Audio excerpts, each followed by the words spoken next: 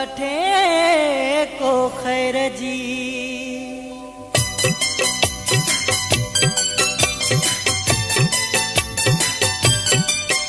असां कंहिंखे यादि नाहियूं, असां कंहिंखे यादि नाहियूं। असांजे ख़त केरु लिखंदो, असांजे ख़त केरु लिखंदो। असां कंहिंखे यादि नाहियूं, असांजे ख़त केरु लिखंदो, असांजे ख़त केरु लिखंदो। वेही गणितूं कयूं छो जायूं, वेही गणितूं कयूं छो जायूं। असांजे ख़त केरु लिखंदो, असांजे ख़त केरु लिखंदो। असां कंहिंखे यादि नाहियूं, असांजे ख़त केरु लिखंदो, असांजे ख़त केरु लिखंदो।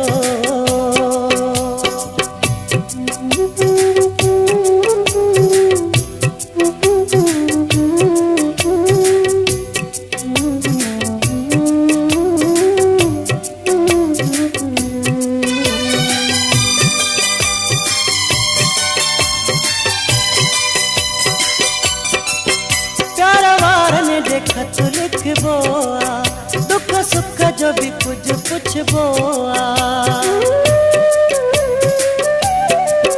प्यार वारनि जे ख़त लिखबो आ, दुख सुख जो भी कुछ पुछबो आ। इहो ख़्यालु ई दिल मां भुलायूं,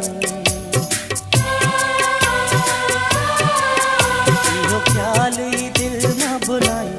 असांजे ख़त केरु लिखंदो, असांजे ख़त केरु लिखंदो। वेही गणितूं कयूं छो जायूं, वेही गणितूं कयूं छो जायूं। असांजे ख़त केरु लिखंदो, असांजे ख़त केरु लिखंदो। असां कंहिंखे यादि नाहियूं, असांजे ख़त केरु लिखंदो, असांजे ख़त केरु लिखंदो।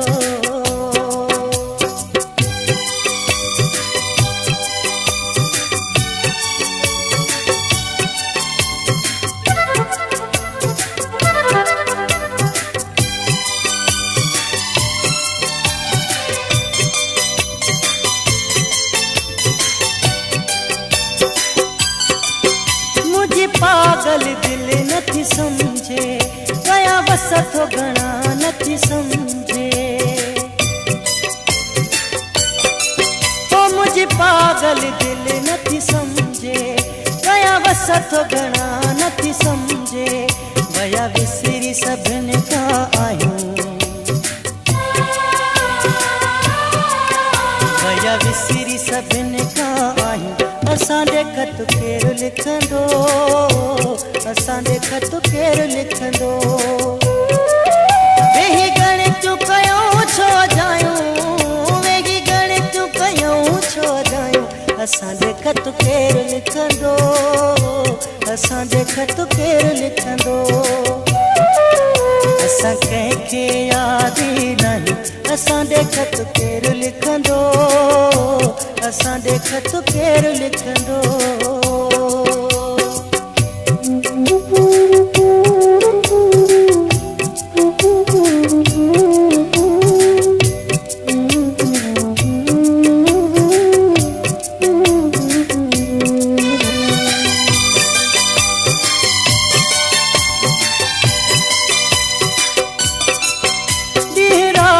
अखियुनि खे रोआरे, ज़ुल्फ़कार पिरनि खे संभारे।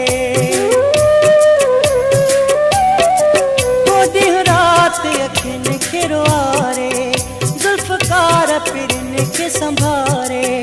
वेठा आहियूं परदेस वसायूं,